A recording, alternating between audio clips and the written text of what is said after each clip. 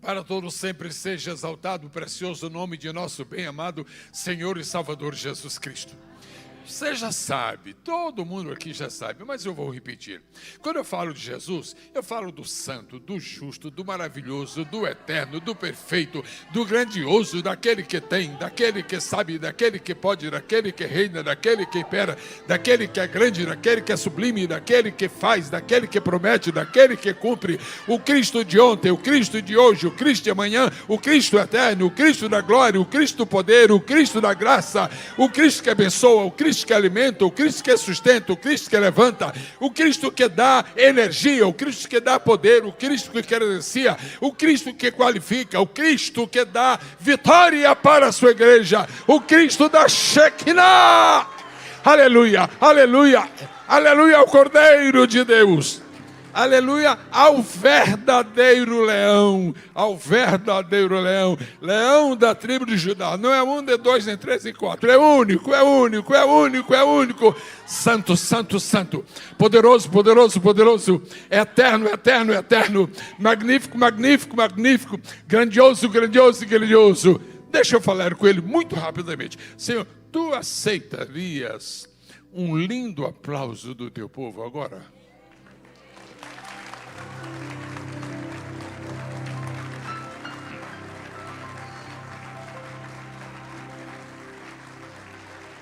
Aleluia. Ele está de olho em você para abençoá-lo. Ele está de olho em você para abençoá-la. Quer tocar em você, quer alcançar você, quer, se você permite, ele vai fazer o impossível com você, em você, por você, para que depois você só adore e adore e adore. Amados, tomemos a palavra de Deus. Eu repito as palavras de hoje pela manhã, de profunda gratidão pelo privilégio. Honra é muito pouco. Privilégio ainda nem traduz com perfeição. Estou realmente agradecido a Deus por estar aqui outra vez e por estar neste lugar, nesta posição e neste compromisso de vos trazer a palavra de Deus. Alegria por vê-los a todos. Um público tão lindo, tão numeroso, magnífico. Tivemos uma linda reunião pela manhã. Fiquei maravilhado de ver a seriedade com que se trata aqui das escolhas de diáconos, da seriedade. Isto não é uma fantasia, isto não é uma coisa qualquer, isto é algo profundo. A palavra diácono vem do grego, significa servo. Se a palavra diácono quer dizer servo, o maior diácono de todos os tempos não foi Estevão, não foi Filipe, foi Jesus. Porque em Isaías 42 está escrito assim: eis aqui o meu servo, o meu diácono. Depois dele, qualquer um que entrar, deve entrar de cabeça baixa, dizendo: tu me fazes ser aquilo que tu quiseste ser aqui na terra. Abra sua Bíblia, por especial gentileza, na segunda epístola de Paulo a Timóteo, capítulo 1. Segunda epístola de Paulo a Timóteo. Nós vamos, naturalmente, com a preciosa ajuda daquela dupla inseparável e preciosa, vamos ter a mesma versão que usamos hoje pela manhã, em nome de Jesus. 2 Timóteo, capítulo 1, versículo de número 14. Já está pronto. Eu quero pedir às vozes femininas que leiam o que está na tela, por favor. Vozes femininas. 1, 2, 3.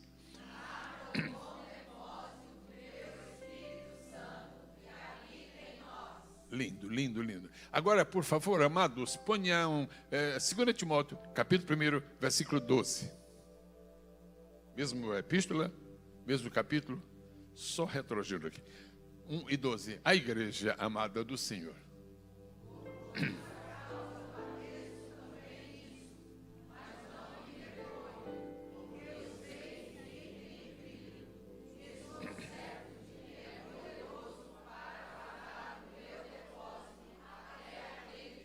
Você vai notar que existe alguma coisa assim muito especial entre um versículo e outro, como só ia acontecer com a Bíblia Sagrada. Se você ama a palavra de Deus, vou dizer eu amo. Se você tem Bíblia em casa, diga eu tenho. Se você crê na palavra, diga eu creio. Se você lê, diga eu leio. Então pode sentar. passou na prova dos 4. Eu inicio esta palavra fazendo-lhes 2 ou 3 perguntas a cada um e a todos. O que lhe parece mais fácil? O céu se comunicar com a terra ou a terra se comunicar com o céu? O que lhe parece mais fácil? Fique livre para responder. 1 ou 2? Alô? O que lhe parece mais fácil? O céu se comunicar com a terra ou a terra se comunicar com o céu? O céu não quer se comunicar com a terra por causa das imundícies que reinam. A terra não consegue se comunicar com o céu por causa da santidade que está lá. E o que é mais fácil? Eu vou fazer uma pergunta similar. O que lhe parece mais fácil? É Deus estar entre os homens ou os homens estarem com Deus? Deus estar entre os homens aqui embaixo ou os homens estarem lá em cima com Deus? É fácil Deus estar aqui? Bom, se tratar do Pai, não adianta imaginar. Ele não vem aqui. Graças a Ele que Ele não vem aqui embaixo. Porque se Ele viesse aqui embaixo, se estivesse a 1 bilhão de quilômetros de distância, isso aqui já estremeceria, se acabaria completamente. Foi preciso vir encarnado para poder habitar entre nós. O que é, finalmente, a terceira pergunta. O que é mais fácil? É alguma coisa do céu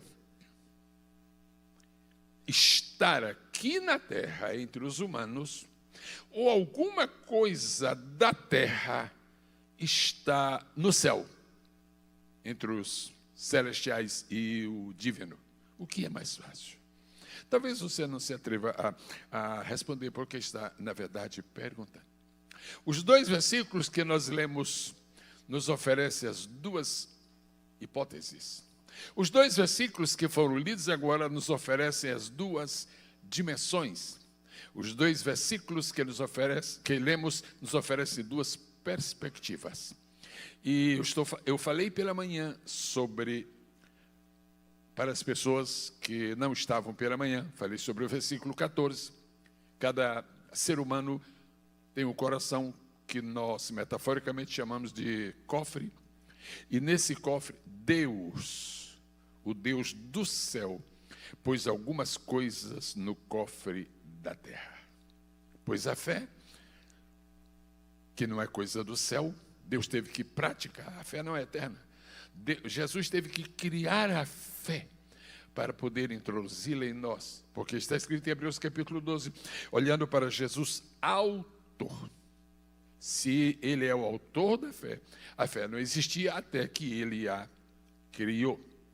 Então, Jesus criou a fé, que é algo proveniente dele, e ele é celestial, para pôr em nosso cofre terreno. A esperança também não é eterna e não é celestial, porque no céu não há esperança. Não há o que esperar no céu, se todas as coisas estão simplesmente à vista, à mostra. Das 3, esperança, fé e amor, realmente o que é eterno é o amor. Amor é uma parte de Deus, uma virtude essencialmente divina. Então, a primeira possibilidade, nós vimos hoje pela manhã, a possibilidade de alguma coisa do céu estar aqui na terra. Esta noite, nós vamos ver o contrário. O que é que pode ir ao céu sendo nosso? Sendo característica da natureza humana, ainda que transformada. O primeiro versículo que nós lemos, e agradeço se volta o versículo para a tela, para que haja agora uma preparação coletiva para analisar a diferença entre o verso 14 e o verso 12. Por favor, amados, Richard e Gabriel, verso 14. Juntos, guarda o bom depósito pelo Espírito Santo que habita em nós. Nós temos um depósito, nosso coração, no qual Deus pôs algumas coisas que lhes são pertinentes. Isto é o céu na terra. Agora vamos ver o outro versículo que vai tratar de coisas da terra no céu. Versículo 12, amado, já está. Devagarzinho, vamos ler, por favor. Por cuja causa padeço também isto, mas não me envergonho, porque eu sei em quem tenho crido, e estou certo de que é poderoso para guardar. Olhem bem, Deus, Ele é poderoso para guardar. O depósito é meu, mas quem guarda é Ele. No primeiro caso, o depósito é nosso e nós guardamos. Só faça-se desejar. Por favor, não se sinta constrangido a nada. A não ser que você queira, eu lhe peço que faça. Pôr a mão no coração e dizer: o depósito é meu. O tesouro é dele, mas quem guarda sou eu. Este é o versículo 14. Agora, versículo 12. O depósito é meu. É no meu nome. É na minha conta. Mas está lá em cima. E quem guarda é Ele. Algumas coisas que você tem hoje no seu coração, dadas por Deus, estão com você, estão em você, e é você que guarda. Mas algumas coisas da sua vida que não estão aqui na terra.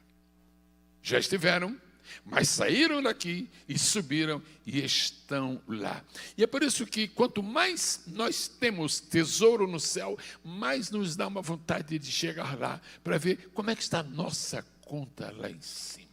Como é que anda? E ver a sublimação desse grande tesouro. Última vez.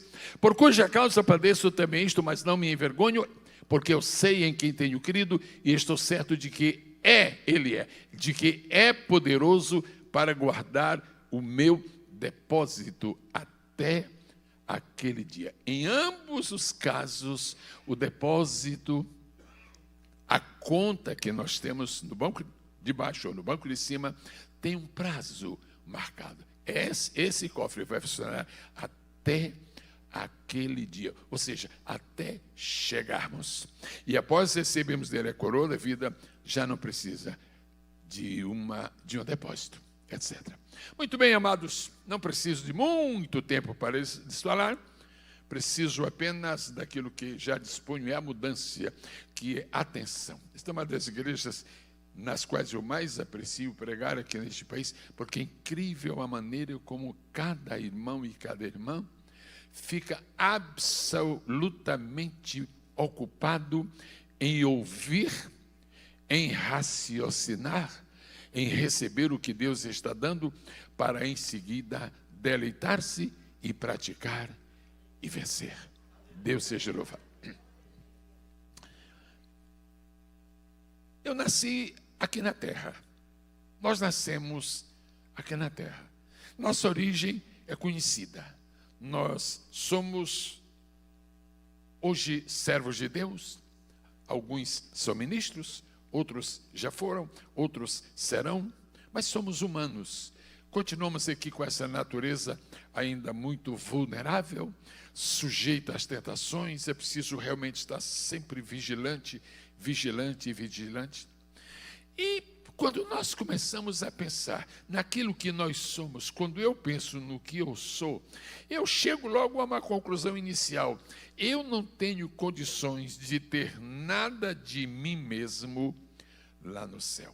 Nada. A não ser unicamente o que está escrito no Salmo, e que não é de mim mesmo, é dele. Diz assim: a quem tenho eu no céu, senão a ti? Então, na verdade, aquilo que nós temos, sem nenhuma sombra de dúvida, que nos pertence e está no céu, na verdade, é o Senhor Jesus, e Ele não é parte de nós. Nós sempre queremos ser parte dEle, e graças a Deus porque somos. Agora, Ele não é parte de nós. Nós é que somos parte dEle. Ele não é parte de nós. Muito bem. Você está sentado esta noite de celebração do 21º aniversário da Igreja Shekinah. O que é que você acha que você mesmo tem no cofre celestial? O que é que você acha que saiu de você, rompeu todas as esferas que existem aí? Uma se chama estratosfera e outra se chama ionosfera. São muitas esferas. Se você chegar a uma conclusão esta noite do que você tem lá em cima, você vai pedir a Deus que Ele dê pelo menos mais 21 anos de Shekinah, e para você mandar mais, manda Deus, eu quero mais coisa aí, eu quero mais coisa aí. E eu passo a lhes mencionar agora, e como acontece há 65 anos, eu só prego simples. E se até agora não consegui pregar de outra maneira, nem intenciono. Não adianta, porque nasci assim e assim vou continuar. Só sei pregar simples. E me parece que sempre que eu estou ministrando a palavra, existe alguma criança, existe algum pré-adolescente me ouvindo e eu quero que essa pessoa entenda. Com muito respeito por aqueles que avançaram muito no seu conhecimento intelectual. Mas quando eu estou pregando a palavra, eu não penso naqueles que estão adiantados na sua capacidade intelectual. Eu penso naqueles que precisam de uma linguagem simples, de um raciocínio fácil, para que compreendam e degustem a palavra que hão de receber. Então, vou lhe dizer, qual é o primeiro depósito que nós vamos fazer no cofre celestial, e o Senhor gentilmente, carinhosamente vai guardar em nosso favor? Qual seria o primeiro? Primeira coisa que os crentes têm aqui na terra e podem mandar para o céu, e se mandarem para o céu e chegar lá, essas coisas vão ficar no cofre, chama-se a primeira, adoração. E você pode pôr um complemento para que não sejamos muito extensivos e tenhamos que desdobrar muito exaustivamente. Vamos falar juntos. Primeiro tesouro que eu posso enviar para o céu e não se desfaz, e não é roubado, e não é depreciado, chama-se minha adoração e meu louvor. Se todos nós tivéssemos uma consciência do que significa a verdadeira adoração, nós seríamos muito mais e muito melhores adoradores do que somos. Quando o ser humano aqui na terra adora a Deus, se essa adoração é legítima, se essa adoração tem características e contornos espirituais, se ela tende àquilo que foi estabelecido por Jesus, meu Pai está buscando adoradores e os verdadeiros adoradores o adorem em espírito e verdade. Cada vez que a nossa adoração é em espírito e é verdadeiro, ou seja, é de natureza espiritual, sem nenhuma intromissão do trivial, sem nenhuma participação do humano, se a nossa adoração é verdadeira e é espiritual, ela sobe. E eu quero dar esta boa palavra aos irmãos que trabalham no louvor. O louvor desta igreja, para a glória de Deus, neste país, é um louvor de destaque. É um louvor diferenciado, porque é um louvor que sobe. Há muito louvor que não sobe. Não sobe porque não tem força. Não sobe porque não tem espiritualidade. Não sobe porque não tem devoção. Não sobe porque não tem conteúdo. Não sobe porque não tem propósito. Não sobe porque nem chega a ser louvor. É apenas cantoria. Mas quando você adora, quero dizer a todas as pessoas que estão ocupadas com o ministério de louvor desta igreja e, por conseguinte, estão adorando o Senhor, quero dizer, estes hinos que vocês têm cantado nesses 21 anos, eles não se perderam. Eles não se perderam. Estão todos lá e alguém cuidando de acompanhar durante estes anos todos e está observando que cada vez mais continuam estáveis, continuam firmes, continuam significativos, e hoje ainda Deus está absorvendo o perfume das adorações que lhes são feitas com sinceridade, com gratidão, com espiritualidade, com propósito, com santidade e cheio de espírito quando cantamos. Se nós pudéssemos esta noite ter uma visão espiritual do que representa a verdadeira adoração, algumas coisas que nós fazemos hoje, nós deixaremos de fazer só para adorar. Quando você tiktokeia, isso desce. Agora, quando você adora, isso sobe. Quando você fica horas a fio acompanhando as notícias falsas e erradas, errôneas e imperfeitas, quando você toma tempo com aquilo que não corresponde aos fundamentos de uma vida espiritual equilibrada, você está tratando de coisas que não sobem. Se você quer ter alguma coisa sua no seu nome, personalizada e que esteja no céu, adore. Se você quer ter uma boa conta, espiritualmente chamando, a metáfora é banco. Se você quer ter uma conta bancária no céu e quer que ela esteja gorda, adore, adore, adore, adore, adore, adore, adore, adore. Há muitas maneiras de explicar o que é adoração. E não precisa ir à inteligência artificial para saber o que é adoração, porque a Bíblia já diz o que é a verdadeira adoração. Mas eu queria reportar-me por uns pouquíssimos minutos a um significado particular e especial de adoração na Bíblia Sagrada. Mateus 5 diz que Jesus subiu a um monte e, abrindo a sua boca, começou a ensinar. E aí vem as bem-aventuranças e, por consequência, veio o célebre sermão do monte. Mateus 5, Jesus ensina. Mateus 6, Jesus ensina. Mateus 7, Jesus ensina. Quando termina o capítulo 7, duas coisas estão escritas ali. A primeira das duas últimas é que Jesus concluiu os seus discursos. Ele não concluiu a mensagem, porque a mensagem dele não termina, mas ele concluiu os discursos. Porque há uma diferença entre discurso e mensagem. Discurso é de curta duração, a mensagem é perene, a mensagem é permanente, a mensagem é eterna. Por isso que nós ouvimos uma pregação, a pregação termina e a mensagem vai conosco. A pregação termina e a mensagem vai. O que você está pensando? Estou pensando na mensagem. Não é tanto na pregação como um elemento de conteúdo humano, no sentido de haver sido emitida de um púlpito, mas no sentido espiritual de uma mensagem. E o final do capítulo 7 diz que Jesus concluiu seus discursos e com aquela linda menção parabólica dos dois homens construtores, e então vem o capítulo 8. No capítulo 8 está escrito que Jesus desceu do monte. Muito bem. E dizendo mais que Jesus desceu do monte, a Bíblia acrescenta, Mateus diz que muita gente desceu com Jesus. Se eu for submeter aqui a prestação dos irmãos, eu ouviria muitas opiniões. O que é que você acha que seria, em Mateus 8, aquilo que está escrito, grande multidão? Alguém ia dizer 500 pessoas. Eu disse, não, mas que é isso, 500 pessoas, 2.000. Alguns exagerados iam talvez dizer 1 milhão. E outros, muito mesquinhos, iam dizer 300. A verdade é que não sabemos, mas era uma grande multidão que descia acompanhando Jesus. E Jesus está vindo, está descendo, está descendo, está descendo, está descendo.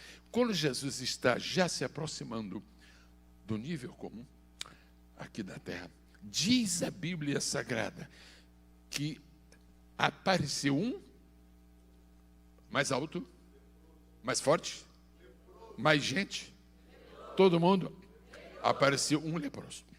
De um lado havia uma multidão, do outro lado havia um leproso. A multidão estava seguindo a Jesus, acompanhando a Jesus que descia do monte. E o leproso, sozinho, ignorado, desprezado, mal visto, e ele próprio talvez se precavendo, porque as condições lhe eram adversas. Eu pediria gentileza aqui a um voluntário que pudesse estar comigo. Qualquer voluntário serve, até o pastor Pedro pode ser. Já vinham ali, desculpa. Obrigado, mano. O senhor vai, ok, obrigado. É prestar Jesus. E claro que não vai ficar vaidoso, não. Prazer te ver, querido. Ok. Jesus está descendo do monte. E eu que lhe pedi a gentileza, não há um monte aqui, mas todos estão imaginando isso. Então o senhor vai descendo devagarzinho do monte e eu vou repressar o leproso, viu? Ok. Então, Jesus está. É um pouco mais devagar, senhor. Ok. E o leproso. Ok, aí está bem. Onde está a multidão, igreja? Onde está a multidão? Sintam-se livres. Onde está a multidão? atrás de Jesus. Atrás de Jesus. Onde está o leproso? Diante de Jesus. Um diante e a multidão atrás.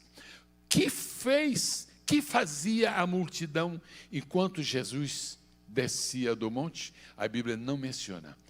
E como a Bíblia não menciona, sem prejuízo, não é? Sem prejuízo, você pode imaginar. Na sua opinião, o que essa multidão vinha fazendo atrás de Jesus? No mínimo, conversando. Agora, conversando o quê? O senhor, mas esse é para dizer Jesus já não serve. Fica aí. O que vocês acham que a multidão estava fazendo, conversando, atrás de Jesus descendo a montanha? Qual é a sua opinião? Estava comentando o que Jesus falou. O que mais que pode estar? Pense sempre numa multidão. O que a multidão pode estar fazendo?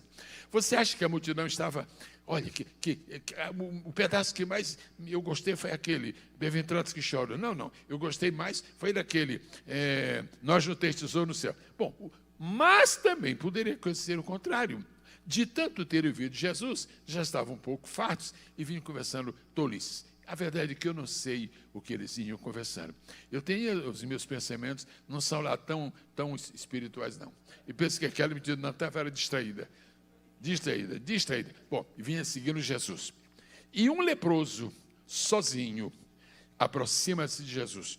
Quando o leproso chega mais perto de Jesus, não adianta pesquisar, querer saber o que o leproso sabia de Jesus. A verdade é que o leproso chegou e diz a Bíblia que ele se prostrou. A Bíblia diz que ele fez uma coisa interessante, mas... Adorou. Igreja, mais forte. E adorou a Jesus. Quando adorou a Jesus, em seguida ele orou. O adorar aqui é mais no seu gesto. E o orar é na sentença com que ele se expressou para Jesus. Ele disse, olha, se tu queres, pode tornar-me limpo. E Jesus fez um milagre. Eu gostaria que cada pessoa que está aqui esta noite, por mais simples que seja este raciocínio, mas eu estou embasado na Bíblia Sagrada, gostaria que você pusesse, que você desse uma alta consideração ao que eu vou lhe dizer agora. Uma multidão seguindo a Jesus e conversando não se sabe o quê. E um homem leproso, socialmente segunda classe, talvez até mais baixo, recebendo um milagre de Jesus. O grande segredo daquele leproso foi que ele adorou a Jesus. Jesus deixou por um tempo a multidão que estava atrás dele e deu atenção a...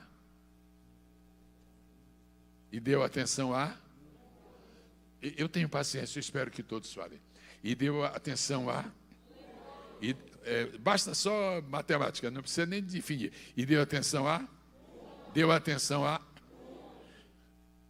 Você não precisa me prometer que vai guardar o que você vai ouvir agora. Não precisa prometer, que eu sei que você vai guardar mesmo. Um adorador, um só, para Jesus, é mais importante do que uma multidão que não está adorando.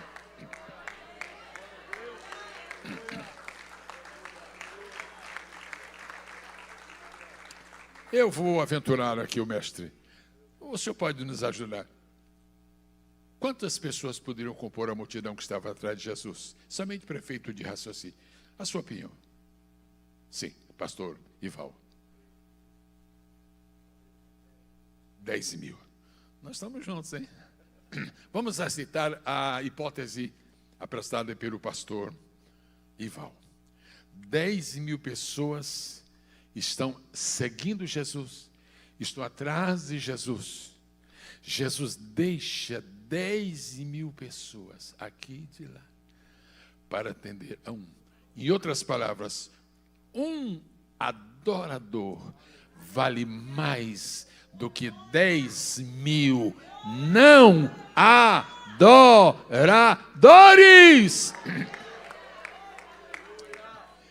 Pastor Ismael, olha a importância do seu ministério.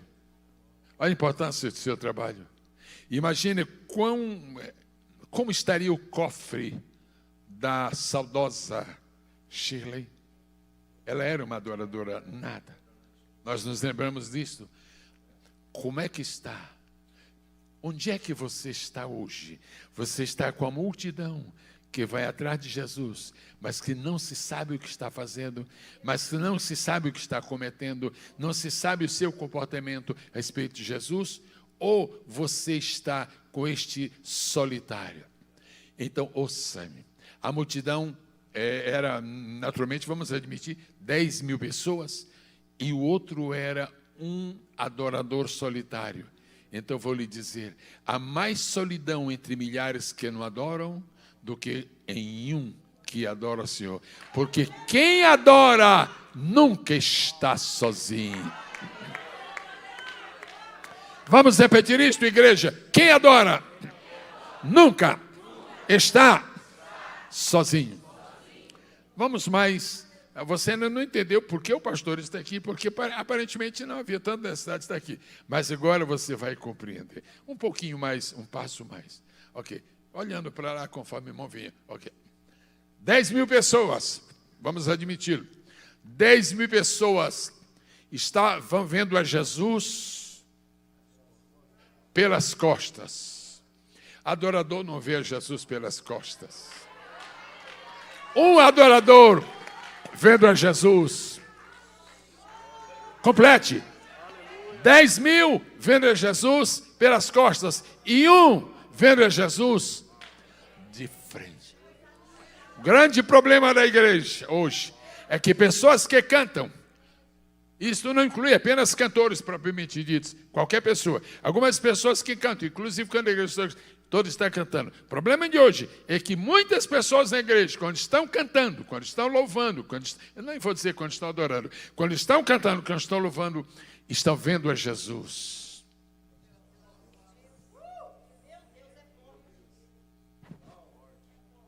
Aí você vê a diferença entre simplesmente cantar e adorar. Cantar, você pode em qualquer posição. Cantar pode ser em qualquer postura. Agora, louvar, você tem que chegar perto. E adorar, você tem que se prostrar.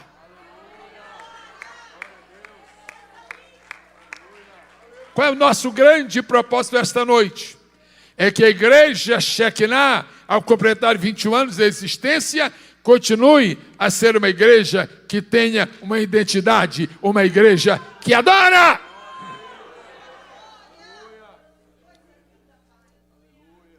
Como foi que a multidão viu? Como a multidão estava vendo Jesus? Pelas costas. E como Jesus estava aparecendo para o leproso? Pela frente. O que é que você vê quando vê Jesus pela frente? O que há especial de Jesus? Primeiro, os olhos. Você lembra o que foi que rasgou o coração de Pedro? O que foi que rasgou o coração de Pedro? No primeiro dia que Jesus se encontrou com Pedro, Jesus olhou para Pedro. Está escrito na Bíblia. Eu me perguntava quando criança, por que está escrito que Jesus olhou? Se toda pessoa que se encontra com outra tem que olhar mesmo. Mas a Bíblia é a Bíblia. Porque foi que Jesus olhou para Pedro na primeira vez que o viu, quando ainda era Simão, porque Pedro precisava manter a memória daquele olhar. Até que chegou o dia em que Pedro negou a Jesus. E depois da ressurreição, Jesus convocou a Pedro para um encontro particular. Qualquer pregador põe tintas nesse encontro e fica uma coisa realmente fabulosa. O Pedro, então, imagina o que ele ia pensando. É agora que eu vou descontar tudo. É agora que ele vai se vingar porque eu neguei. Mas diz a Bíblia Sagrada que antes disso, ainda antes da morte de Jesus, Pedro esteve junto com aquele grupinho lá, não é? Que gostava muito de Facebook, e aquele grupinho, viu, que gostava muito do fuxico. Não, o gospel é fuxico, mas não é gospel. Porque se for gospel, não é fuxico.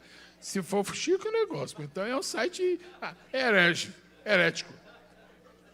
Pois bem, diz a Bíblia que quando Pedro estava longe assim, Jesus olhou para Pedro. Jesus não estava perto de Pedro. Pedro não ouviria a voz de Jesus, estava distante. Mas conseguiu vê-lo. Quando Pedro olhou para Jesus, diz a Escritura que ele chorou. E chorou como? Amargamente. Nossas lágrimas são salgadas, a não ser que Jesus nos olhe. Quando ele nos olhe, pode ser que as lágrimas sejam amargas. E Pedro chorou, não salgadamente, mas amargamente. Olha, como Pedro poderia ter chorado naquela noite? Como Pedro poderia ter se transmutado realmente em um outro Pedro, se ele estivesse vendo a Jesus pelas costas?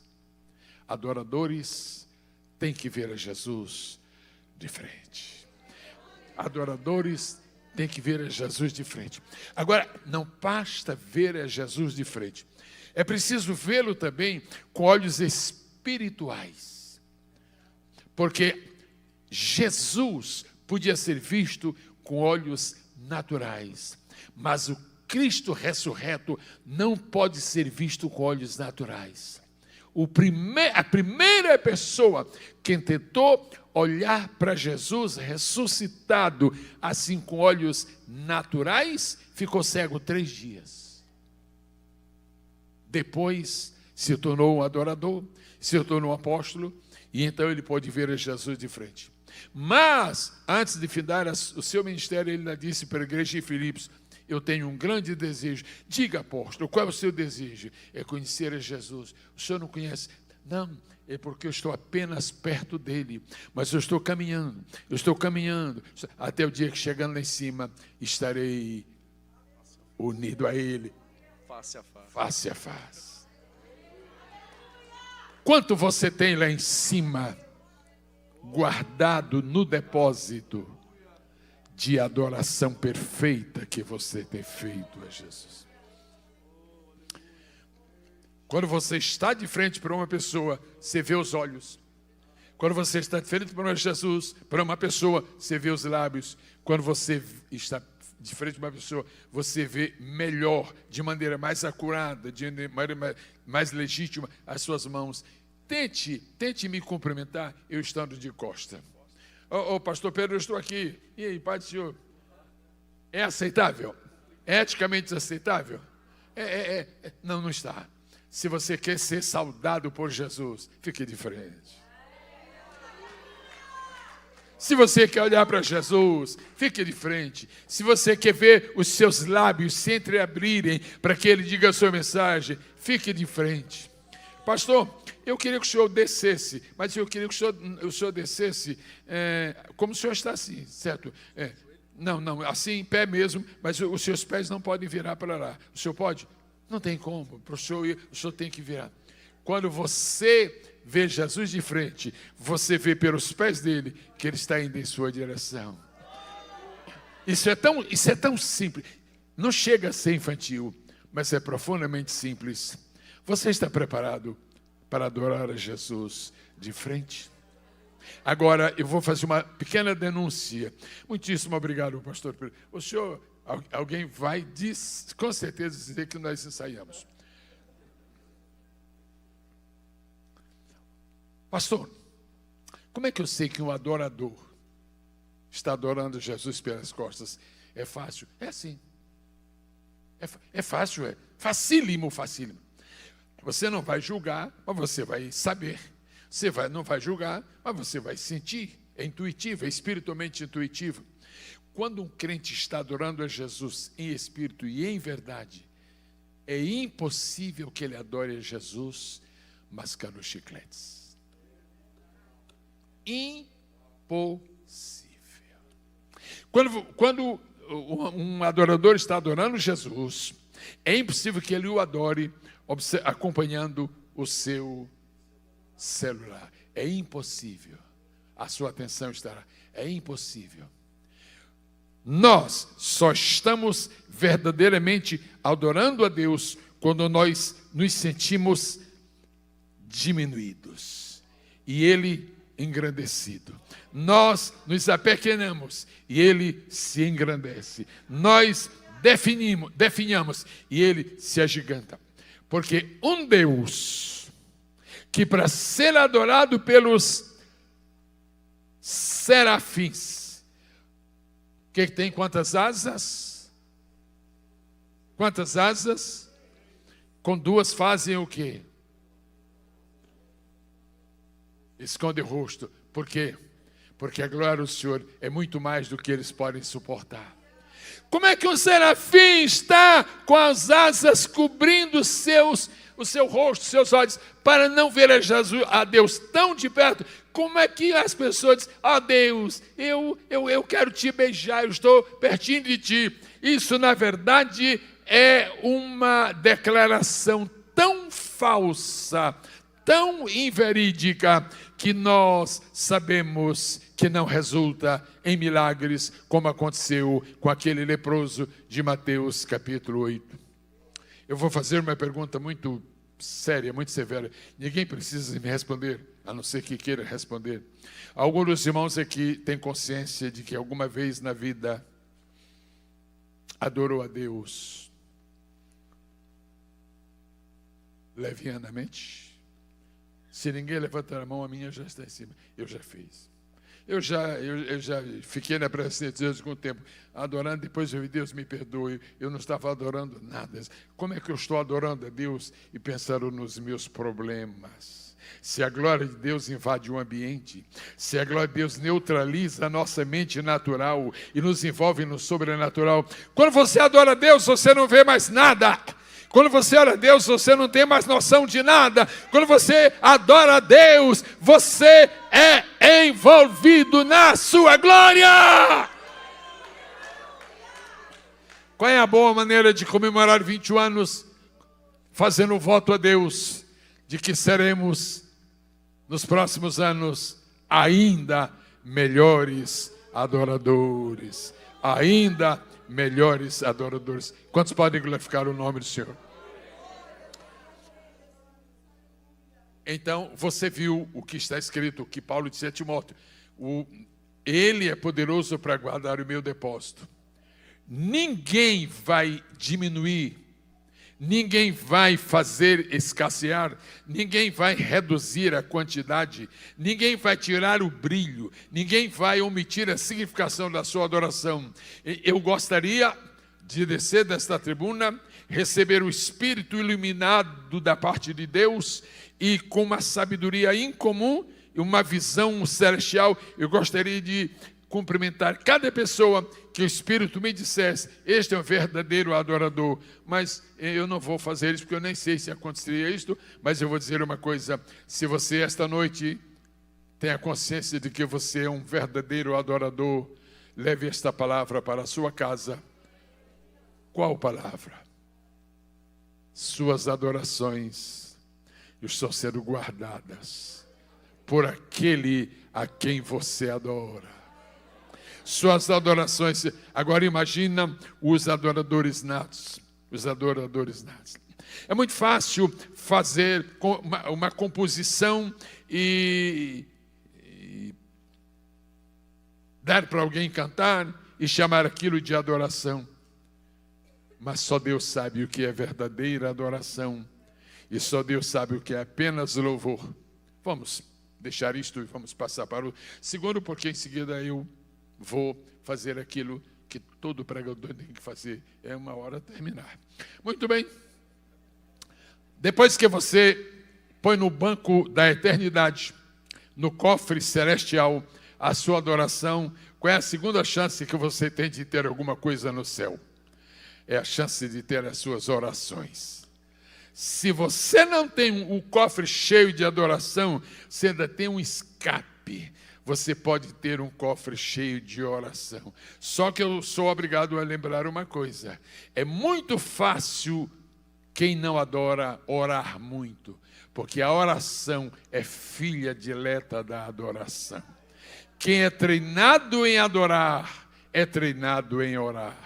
Quem não sabe orar, tampouco sabe adorar. Mas todos que sabem adorar, sempre sabem como orar. Bendito seja o nome do Senhor.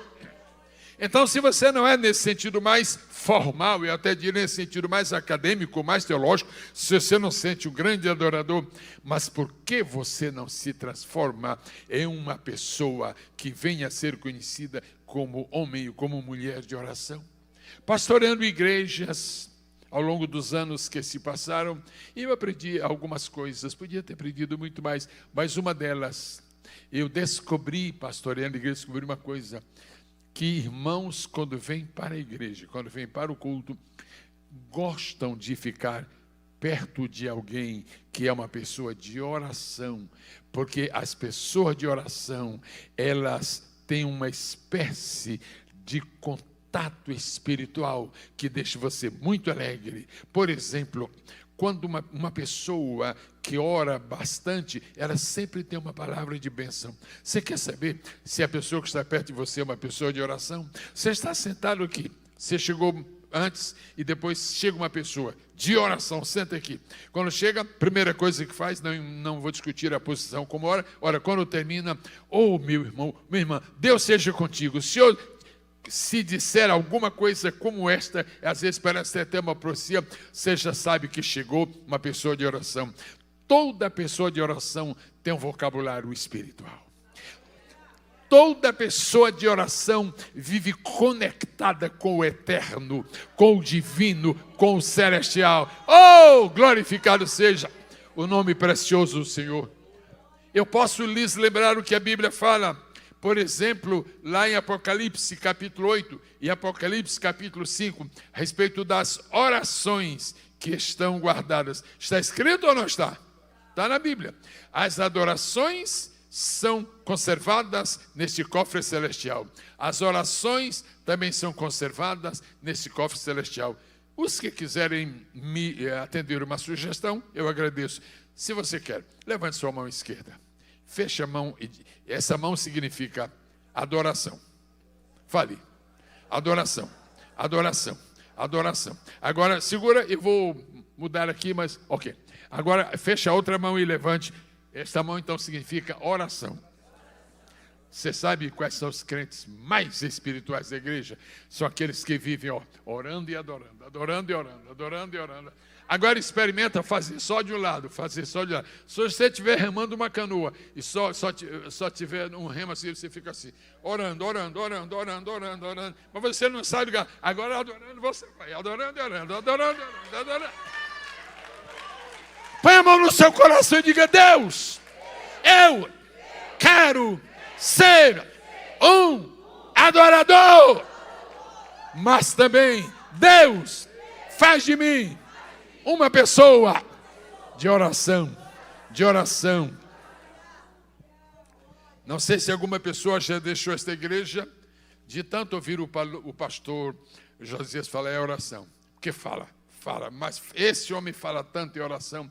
E sabe, pastor Josias, no testemunho que eu dou com muito prazer, toda vez que o irmão fica falando assim muito em oração no culto, a minha esposa, sempre ela reage. Ela diz: é por isso que a igreja vai. Ela sempre faz essas coisas. É por isso que essa igreja vai. É por isso que essa igreja avança. É por isso que a igreja avança. A igreja não avança, irmãos, por causa da intelectualidade do seu ministério. A igreja não avança por causa da riqueza pecuniária de alguns membros. A igreja, ela prospera e cresce porque tem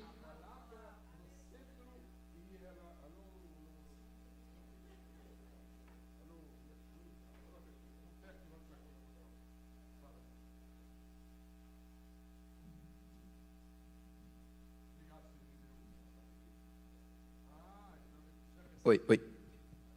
Pronto, fica só com um. Alô? Muito obrigado. Não era a bateria, não era o baterista.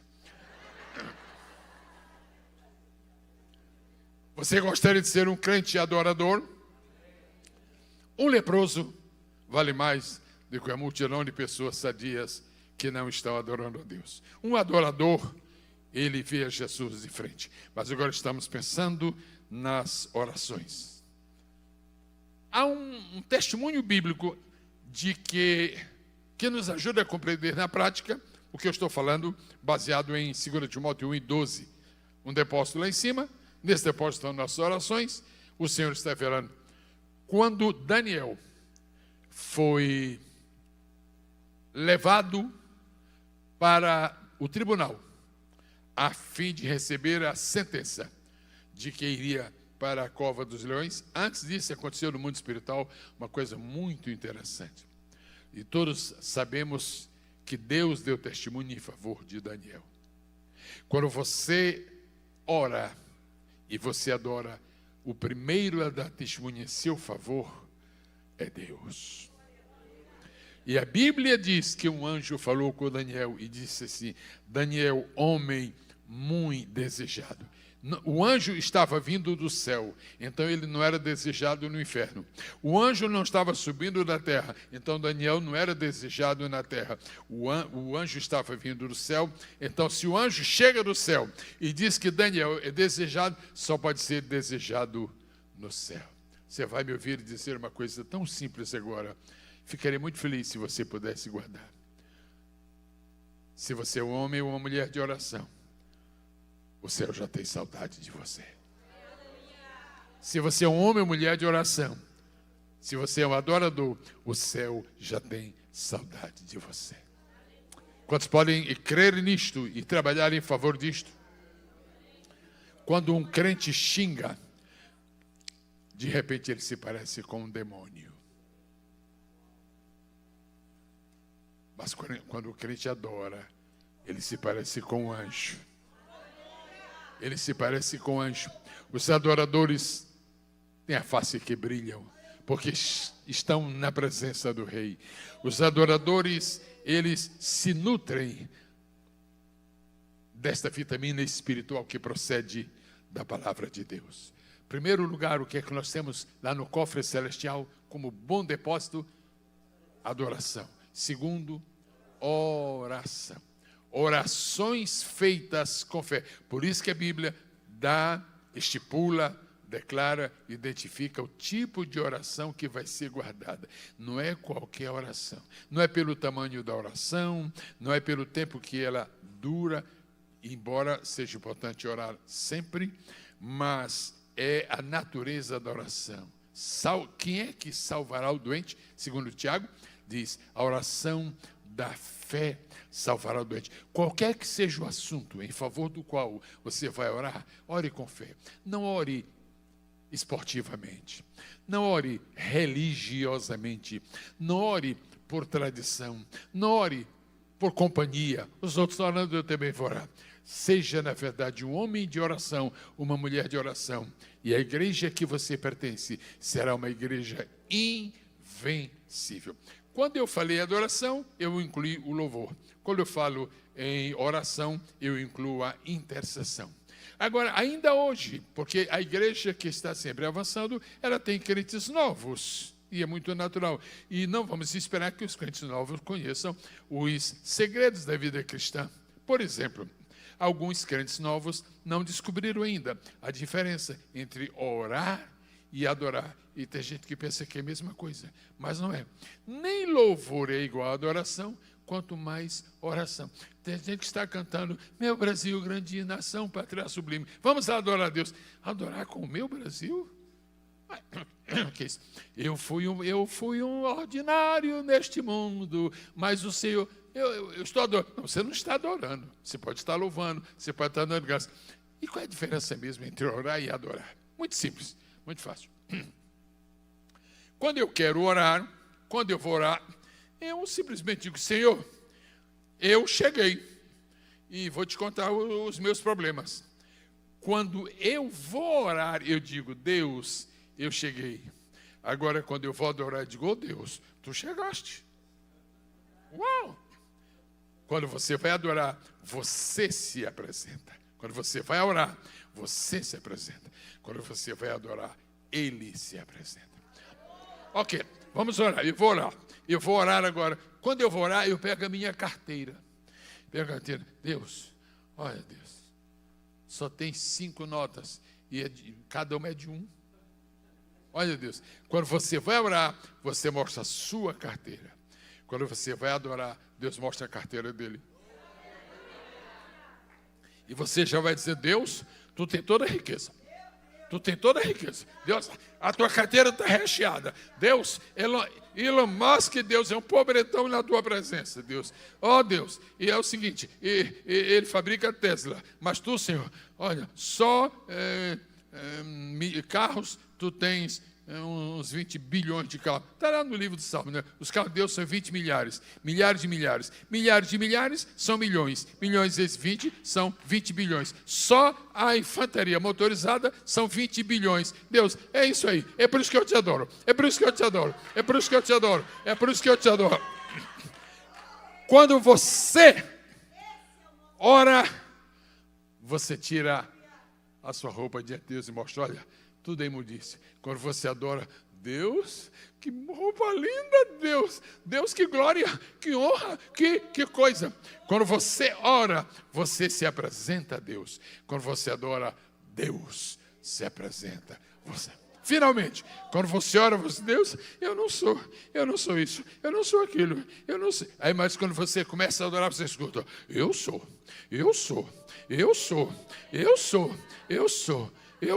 Quando você ora, muitas vezes você fala e Deus fica calado. Mas quando você adora, você é que se cala e Deus começa a falar. Aí você vai deslumbrar-se na glória de Deus. Será que Deus guarda as nossas orações? Será que Deus guarda as nossas intercessões? Pergunta a Ana se Deus guarda as orações. Guarda ou não guarda? Agora, é muito interessante o que a Bíblia diz. Eu indo para o momento em que daqui a pouco terei que concluir, eu queria dizer uma coisa para os irmãos. Há mais duas coisas que nós mandamos da terra e vão para o céu e vão ficar na nossa conta lá. E o depósito está aumentando. E quando você para de adorar, a conta ficou congelada, né? Conta congelada, existe isso. No céu não tem gelo, mas ok, o congelamento. Agora, as duas últimas coisas que eu quero mencionar. Se você quer manter um bom depósito lá em cima, adore. Número 2, se você quer manter um bom depósito lá em cima, ore e interceda. Se você quiser manter um bom depósito lá em cima, faça votos. Faça votos. Os votos que nós fazemos aqui embaixo, eles não se perdem no éter. Os votos que nós fazemos aqui embaixo, eles sobem. Deus manda pôr no depósito e fica olhando aí. E os anjos de quando em vez? Tomara que ele cumpra. O tempo está passando e ele não cumpriu. Por isso que a Bíblia diz: é melhor não votar do que votar e não cumprir. Porque o voto já estava lá em cima. Se você não cumprir, que desastre vai ser. E Deus ama de uma maneira muito particularmente especial as pessoas que fazem votos e zela pelos votos das pessoas. Por exemplo, você sabe das trapaças do Jacó. Você sabe, é um problema. O Jacó realmente era conflituoso consigo mesmo e com o resto, consigo e com os outros. Mas a verdade é que uma coisa é que Jacó tinha sabedoria em fazer votos. Na primeira noite, ao sair de casa, ele fez um voto a Deus: se o Senhor for comigo e me der pão para comer e vestido para vestir, eu vou dar o dízimo. Eu vou dar o dízimo. Eu vou dar o dízimo. Ele fez o voto. E você pergunta, por que a Bíblia chama com tanto carinho, Deus chama com carinho o Deus de Jacó? A Bíblia fala mais do Deus de Jacó do que do Deus de Israel. Se para nós o Jacó era um trapaceiro, é porque o homem que faz votos, ele tem um depósito lá em cima. E apesar das muitas falhas de Jacó, Deus disse: olha, o sujeito não... Olha, aqui só para vocês, e o Gabriel, o Miguel, olha, esse Jacó não vale nada. Agora tem uma coisa, faz voto. E cumpre. Aí, acabou de dar o dízimo, eu cumpro. Se você fizer votos sábios, se você fizer votos inteligentes, você está tendo uma conta gorda lá em cima. Pergunta, Ana, se fazer voto vale a pena. Você pode orar, você não é obrigado a orar com voto, porque se você fazer um voto cada vez que orar, a sua vida vai ser uma vida só de votos. Não, mas cada vez que você enfrentar uma situação atípica, você deve orar. E Ana disse, Senhor, eu quero ser mãe. E o meu desejo não é estar rodeada de filhos. O meu desejo é ser mãe. Agora eu vou te dizer uma coisa, vou fazer um voto. Se o Senhor me der um filho, nós vamos fazer um negócio. O Senhor me dá e eu lhe dou. Eu só quero que o Senhor abra minha madre. Eu só quero que o Senhor tire o opróbrio. Eu só quero que o Senhor me dê o privilégio da maternidade. Depois de me dar, não há problema. E fechou. Deus gostou tanto desse voto que deu um filho a Ana. E depois deu mais quantos? Depois deu mais quantos? Mais quantos? Ana só pediu um. Guarde isso. Se você faz um voto sábio a Deus e cumpre, é possível que você peça um e ganhe 6. Pouca gente ouviu. Liga o som aí, irmão, por favor.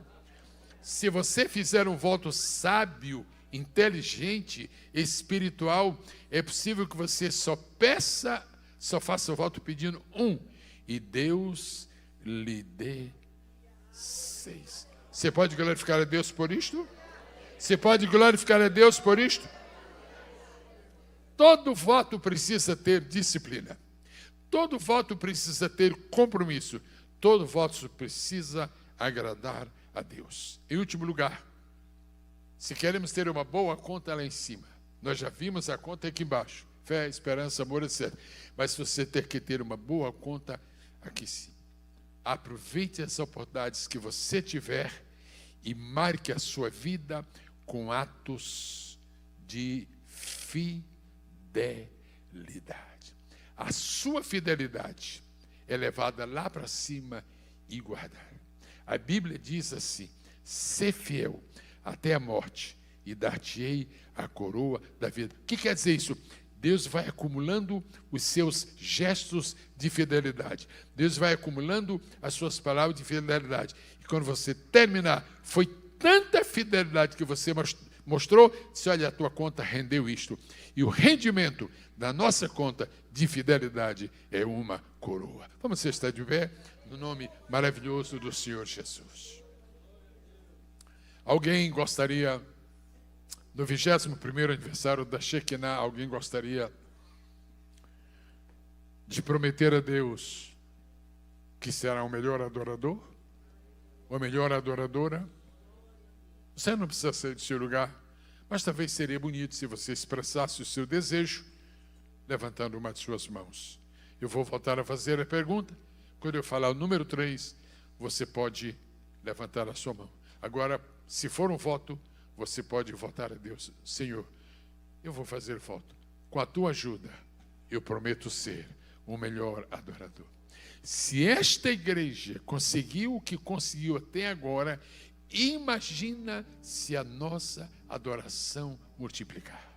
Se esta igreja tem vindo até onde veio, imagine até onde ela poderá ir se nós melhorarmos o nosso cofre, o nosso depósito, a nossa conta de oração. Eu sou de um tempo em que os crentes faziam votos. Por exemplo, se o Senhor me der isto assim, assim, assim, eu darei X para a obra missionária. Eu sou de um tempo em que pessoas, quando estavam precisando de um emprego, faziam voto a Deus. Senhor, se tu me deres este emprego, eu te prometo que o meu primeiro mês de salário será da obra missionária, ou será da tua igreja. Quantas vezes eu li do púlpito da igreja o testemunho de votos? Pastor, isso aqui é o cumprimento de voto. Eu sou de uma época em que nos cultos quase sempre havia leitura de testemunho de votos cumpridos. Quando foi que você fez o seu último voto para Deus? Toda vez que você faz um voto, você está dizendo para o inferno, Você está dizendo para o diabo, você está dizendo para os demônios, mas também você está dizendo para os demônios, e você está dizendo para a igreja, você está dizendo para todos. Você está dizendo, eu confio tanto em Deus, que eu vou fazer um voto, porque eu sei que Ele é capaz de me atender. Um aplauso para Deus! Se aqui nesta noite alguém determinado diante de Deus a melhorar a sua vida como adorador, e você quer transformar isto em um propósito, quando eu contar o número 3, você pode levantar a sua mão, e você tem alguns segundos para falar com Deus. O que você vai falar, só você saberá, porque o Espírito porá no seu coração. Quem gostaria de ser o melhor adorador?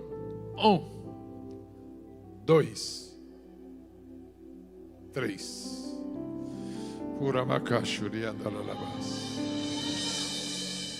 Amém, Senhor. Imagina a festa que está vendo no céu. Deus é poderoso para guardar o teu depósito. Aumenta o teu depósito de adoração. Aumenta a tua conta bancária celestial de adoração. Adora mais, adora mais, adora mais, adora mais, e a tua conta crescerá. Obrigado. Quem gostaria de prometer a Deus, com a ajuda dEle, de ser muito mais do que já tem sido um homem de oração, uma mulher de oração, um obreiro de oração? Estou pensando nesses novos diáconos, nesses novos presbíteros, nessas novas missionárias. O que pode acontecer com eles, se ainda se tornarem melhores homens e mulheres de oração? Os que quiserem fazer esse compromisso com Deus. 1, 2, 3.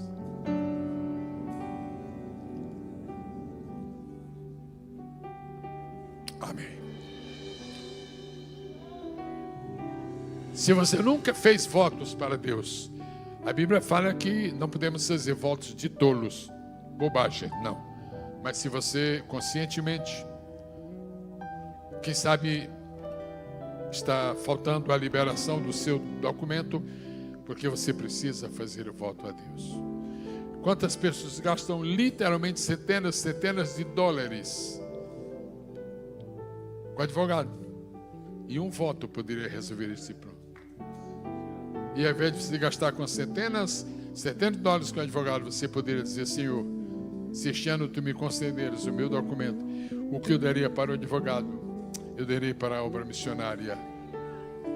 A coisa pode mudar na sua vida. Você está gastando centenas de dólares com medicamentos. Quem sabe você podia fazer o voto? Se nos próximos 60 dias tu me deres este milagre, eu prometo, Senhor, eu vou abençoar a tua obra. Eu vou abençoar a tua obra. É tão fácil, é tão possível, é tão real e é também urgente. Se gostaria de treinar, de fazer uma experiência nova com Deus, de fazer um voto sábio, um voto de inteligência. 1, 2, 3. Alguns dias vão se passar, e depois que esses dias se passarem, vai ser uma surpresa. O pastor Josias Aristides vai ler desta tribuna testemunhos de pessoas que fizeram votos e que Deus cumpriu. Que Deus cumpriu. A igreja, pela manhã, o meu desejo era que a igreja Canaã, a igreja Shekinah, cada vez mais fosse identificada por sua fé, por sua esperança, por seu amor. Hoje e à noite, que a igreja Shekinah tenha a marca da adoração, tenha a marca da oração, tenha a marca de votos inteligentes e de fé, e tenha a marca da fidelidade. Amém, amados? Todas as pessoas que estão aqui nesta noite, neste lugar, neste recinto, todas as pessoas que estão aqui estão prontas para subir no arrebatamento? Todas as pessoas que estão aqui estão prontas para subir no arrebatamento? Se alguma pessoa que tenha consciência que não está preparado ou preparada para subir no arrebatamento, se há pelo menos uma pessoa e você tem a coragem de confessar, Deus tem a coragem de mudar as coisas na sua vida. Quando eu falar o número 3, se você compreende com toda honestidade que não está preparado, que não está preparada para o arrebatamento, deixe-me ver a sua mão levantada para identificar você. Se alguém não está preparado para o arrebatamento. 1, 2. Atenção. Isso pode fazer toda a diferença na sua vida. Jovem, filho de crente, neto de Deus. Se você continua neto de Deus, você tem que mudar. Se você só é neto de Deus, filho de Deus, para de orar o Pai Nosso. Você tem que orar o Avô Nosso. Avô Nosso que está no céu. Mas não tem essa oração. Se alguém que não tem certeza subir no arrebatamento. 1, 2, 3. Eu quero pedir gentilmente estas pessoas, creio que são 2 pessoas, para vir aqui à frente. Quando vocês voltarem para os seus lugares, tudo terá mudado, porque Deus vai dar a vocês. Podem, por gentileza, corajosamente.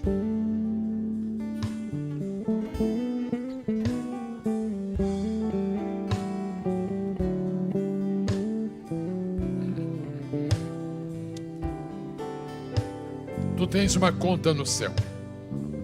Tu tens um cofre no céu. E agora vai recomeçar a contagem. E tuas adorações, tuas orações vão subir. E vai ser algo novo. Chega, dá 2 passos, por favor.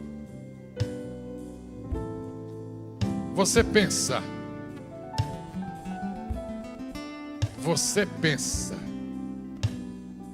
que uma pessoa escapa de um acidente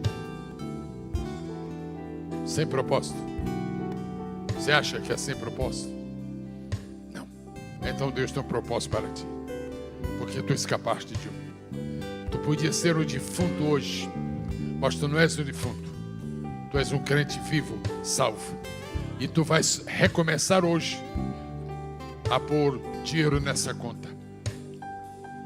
Tu vais começar a pôr no teu depósito orações, adorações. Você sabe que quando você se sentiu vazio, naquele dia em que você teve uma luta espiritual, quando Satanás pôs no seu coração, foi um dia terrível, que Deus não te amava. Desde esse dia você não conseguiu se libertar dessa mensagem maligna. Eu vou te dar uma notícia boa. Nunca mais você vai se lembrar disso. Uma lavagem tremenda, uma lavagem bonita, Deus estará fazendo. Eu viria outra vez a Newark só para encontrar uma pessoa como você e dizer o que eu estou dizendo, tão confiante eu estou do que eu estou falando, porque você vai dar fruto. Atrás de você está o pastor da igreja. Você ainda vai dar muito prazer para ele, porque você vai ser um grande obreiro nesta casa de Deus. Aleluia. E por último, obra completa, hein? Tu ainda não conseguiste te refazer do prejuízo de 2023. Até hoje tu está sofrendo. Este ano termina. E tu vais voltar a ter só lucro, só lucro, só lucro. Por quê? Porque tu vais pôr algo no depósito celestial. Quer isto de Deus? Sim. Sim. É um propósito de Deus ou não é? Sim. É um propósito de Deus. Sim. Sim. Aplauda o Senhor, amado.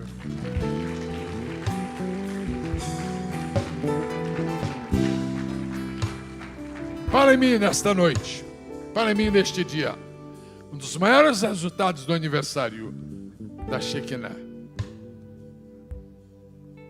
Um dos maiores, pastor. Esse moço vai lhe dar prazer.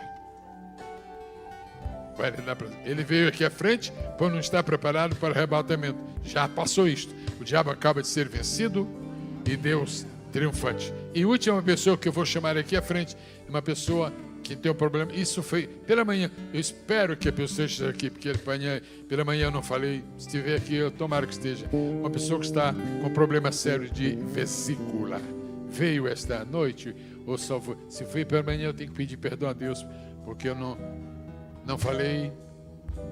Não está aqui.